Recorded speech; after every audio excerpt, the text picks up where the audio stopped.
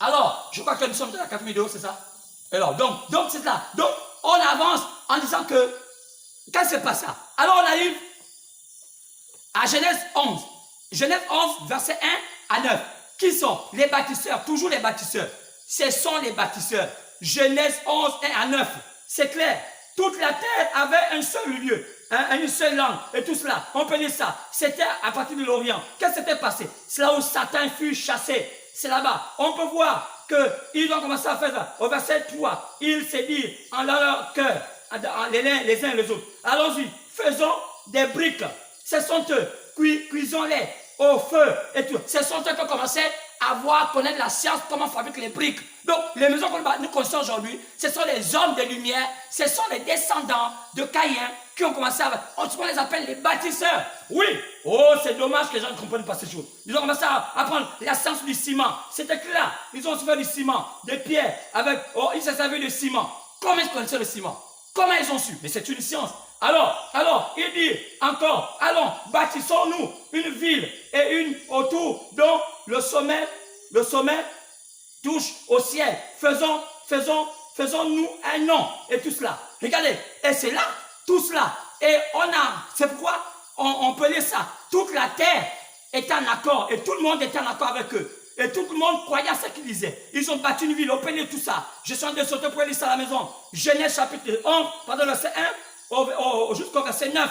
Alors, il dit, à verset 9, au verset 8, et l'Éternel les dispersa de loin, de là, sur la face, tout au long de la terre. Et ils cessèrent de bâtir la ville. C'est pourquoi on appelle du nom de Babel, car c'est là que l'Éternel confondit les langues de toute la terre. Et c'est de là que l'Éternel les dispersa sur toute la surface de la terre. Donc, la première habitation de Satan, c'était en Babylone. Après, lorsqu'il va fuir Babylone, il va aller prendre pour siège maintenant l'Égypte. Donc, qu'est-ce que l'Égypte avait comme connaissance et comme pouvoir? C'était simplement, ils étaient des gens qui avaient reçu comme héritage le pouvoir qui venait de la Babylone. Maintenant, comment ça se pratiquait? Oh, que Dieu vous pardonne, vous qui continuez à aller dans tous les sens, ne sachant pas comment fonctionne le monde. Eh bien aimé, si aujourd'hui tu entends la voix de l'Éternel, tu dois revenir à Dieu. C'est pourquoi quand on dit le pouvoir de Babylone, c'était quoi? C'était la croyance et la pratique. Ils avaient une croyance et une pratique qui était imposée à toute la terre avant que Dieu ne puisse faire disparaître toute la terre, disparaître les gens de la terre dans tous les pays. Toutes les langues, que ce soit les Gissi, les Pounou, les Fans, les Nzebi, tout le monde connaissait la pratique occulte donnée par, que ce soit les Teke, tout le monde était sous le contrôle de la famille de Nimrod. Et on connaissait ces pratiques. C'est ce qui a été changé aujourd'hui à le Melan, au Witi, le Njembe et tout ça, le Njobi. Oui, allez-y demander aux Njobi, aux gens qui font le Melan, au Witi, et qui vous racontent comment se pratique le culte d'une Njobi, de Witi, ou bien de Melan, ou bien de Njembe. Vous allez voir qu'il y a une similitude avec la pratique. Oh, que Dieu vous pardonne parce que vous ne connaissez pas ces choses. Que vous ne pouvez pas délivrer un pays si vous ne connaissez pas les origines de comment fonctionne ce pays. Vous ne pouvez pas délivrer un pays si vous ne connaissez pas les origines de comment Satan travaille dans un pays. Arrêtez d'être dans le fanatisme. Arrêtez dans les racontages. Oh, et le courage. Quand je vois le courage, je vais pouvoir détruire Satan. Et on voit aujourd'hui nos enfants devenir fous. Gauche droite. Allez, on avec des Bibles dans les rues. Oh, répentez-vous. Le jugement est venu. Après, ils deviennent fous. Parce que parfois, ils ne maîtrisent pas leur système nerveux. Après, on les ramasse dans les rues, dans la folie. Parce que parfois, ils sont parfois de fumer le champ, pensant qu'avec ça, ça va essayer de les égayer. Donc, ils ne fument pas le champ. Et ils crient toutes les nuits. Et le système nerveux se déclenche et ils prennent les crises de folie. Et il est démontré aujourd'hui que la plupart des fous qu'on voit dans notre pays viennent des églises. Pourquoi? Mais comment toute une nuit, tu vas te mettre à crier. Mais est-ce que tu ne connais pas que le cerveau n'a pas besoin qu'on crie comme ça? Tu vas finir par être fou. Quand vous allez remarquer aujourd'hui, la plupart de nos papas et nos mamans aujourd'hui suivent la tension. Parce que quoi? On passe à crier. Et ils pensent que Satan va partir en criant. Satan ne part jamais en criant. Satan part avec celui quand il voit qu'en toi, Dieu habite en toi. Mais comment ça va que Dieu habite en toi? Il faut que tu connaisses la pure parole. Pour la pure parole d'habiter en toi, il faut que tu connaisses la pure parole. Donc, ce n'est pas dans un système d'église.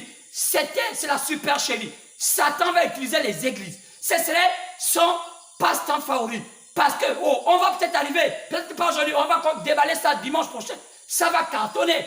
c'est un temps de tout déballer. Oh, allons-y, parce qu'on a encore beaucoup de petites tensions, encore 15 minutes. Allons-y. Donc, on dit, la croyance qu'avait l'Égypte, c'était quoi? C'est ça qui venait de Babylone. Alors, c'était quoi? Babylone avait une pratique, Babylone avait une croyance et avait des pratiques. Et qu'il avait imposé à toute la terre. Et cela venait de Kish, qu'on va appeler plus tard Hermès, avec un H. Lisez les gens que les parfums l'appellent Hermès. Ils mettent oh, ça sent bon. Mais ils ne savent même pas pourquoi ils ont mis Hermès. Mais Hermès veut dire Kish. Oh, c'est dommage. Et puis il y a aussi sa femme qu'on appelait Sémiramis. Celle qu'on appelle aujourd'hui, Osiris. Mais qui est Osiris? Allez-y étudier l'Égypte. Vous savez qu'aujourd'hui, l'Égypte, même les Égyptiens, ils sont dans un pays que même ils ne maîtrisent pas. Vous savez ce qui s'est passé? Pourquoi les Égyptiens aujourd'hui sont blancs? Ils n'étaient pas blancs, ils étaient noirs. Mais comment ils sont devenus blancs? Les blancs, sachant qu'ils détenaient un pouvoir extraordinaire, ils les ont arrachés cela en multipliant les bébés avec leurs femmes. C'est pourquoi je remarque aujourd'hui que la plupart des femmes arabes, elle est hypocrite. Parce que les Arabes sont hypocrites. Leur religion, c'est la religion de l'hypocrisie. Ce sont les femmes les plus prostituées du monde, mais elles sont tellement rusées qu'elles ont contaminé la ruse aux gens. C'est dommage. Vous allez voir tout le temps là, mais la ruse au-dedans. C'est dommage que Dieu pardonne ce genre de choses. Car ils sont dans une forme de superstition de croyance. Oh, on croit au marabout, oh, on croit au Cori.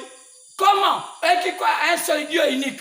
Pourquoi ce sont les mêmes qui vendent les statuettes des pharaons, les statuettes de Séti, de Ramsès. Et aujourd'hui, ils ont le plus grand le site de tourisme au monde. Là où les Blancs vont là-bas, ils font l'archéologie et ils déterrent les cadavres. Aujourd'hui, ils sont en train d'aller vénérer les cadavres, ils voient des cadavres dans le musée.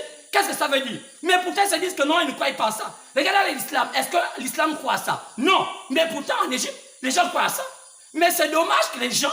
Ouais, Satan est tellement superstitieux, Satan est tellement rusé, et qu'il sait que l'être humain, étant peureux, va finir par tomber dans la religion. C'est parce que la religion n'a jamais été pour Dieu. La religion, c'est un système qui est inventé par les humains. C'est pourquoi c'est la théologie qui gère la religion. Dieu n'a jamais géré une religion. La religion a créé sa science qu'on appelle la théologie. C'est que la plupart des pasteurs, ce sont des théologiens, ils apprennent des systèmes qui n'ont rien à voir avec Dieu. Dieu, ou ses serviteurs, il leur donne l'esprit qui les révèle la parole de Dieu. C'est quand la Bible nous dit que Jésus a dit à Pierre, c'est sur cette révélation, la pierre, pas c'est sur Pierre, c'est sur ce que tu as dit Pierre, que je vais bâtir mon église. Pas sur la superstition. Allez-y un peu au Vatican. Vous allez voir qu'il y a des tibias, des ossements humains. Ils mettent des lumières. Oh, ils sont avec ils mettent l'opéra. Ils mettent ceci, les musiques des chants grégoriens. Qu'est-ce que ça va avec Dieu? Oh non, on a le purgatoire. Rien n'arrive avec Dieu. Mais les gens croient. Oh, si on arrive à l'esprit éveillé. Oh, on a maintenant on a nos fédérations d'église. On a maintenant nos pastoresses. On a maintenant nos diaconesses. Oh, frère, qu'est-ce qui ne va pas ce monde? La folie. Parce que les gens ne connaissent pas Dieu. Mais lorsqu'on les parle de ces choses, tellement ils ont déjà écouté la fausseté. Comment ils vont revenir? Ils ont honte. D'autres ont honte, d'autres ne peuvent plus parce qu'ils sont déjà allés très loin. D'autres cherchent des fonctions. Oh, je suis président de l'association des ceci. Je suis président de cela. Je suis président de PIX Portal. Je suis président de l'association des églises mondiales du Gabon. Je suis président, comme ça je peux être bien vu par le président. Oh, excellence présidence, chez le président, je suis le président. Je gère le synodal, je gère les églises de... Donc, tout le monde gère la conquête de faire plusieurs églises dans tous les pays. Et puis, il s'appelle super président. Et il voulait de grosses voitures, il y a les gars du corps, et il va voir le président, parce qu'ils peuvent être en accord. Donne-moi les gars du corps, ils ont des pistolets, ils sont là. Quand vous partez, oh que Dieu pardonne ce genre d'esprit. Si le Gabon peut se repentir aujourd'hui, si le Gabon se repentir dès ce soir, je vous dis que le Gabon va changer. C'est un problème de revenir à Dieu. Maintenant, comment revenir à Dieu? Il y a la honte. On ne peut pas, c'est pas facile qu'un homme. C'est là la chose la plus compliquée. Être humble, revenir à Dieu, s'abaisser, dire que ça là, j'ai pris un mauvais chemin, que je me répande. C'est comme ça que les enfants de Dieu étaient au temps passé. Ils étaient humbles. Moi, aujourd'hui, l'orgueil est tellement monté dans l'homme que même s'il avait été, il entre la vérité, il devient dur. Il s'est endurci. C'est au temps de la fin. Les démons sont avec les démons. Les enfants de Dieu sont avec les enfants de Dieu. Et je pense que les enfants de Dieu vont s'en sortir. Quel que soit le temps, ils vont s'en sortir. Et je pense que tu m'écoutes. Tu t'en sortiras. Ce n'est pas une église qui va te retenir. Ce n'est pas des marabouts qui vont te retenir. Même par la formation, même par la rose, quoi. Personne ne va te retenir. Quand tu es une fille de Dieu, tu es un fils de Dieu. Un jour viendra. Peut-être que tu m'écoutes. C'est ton jour maintenant.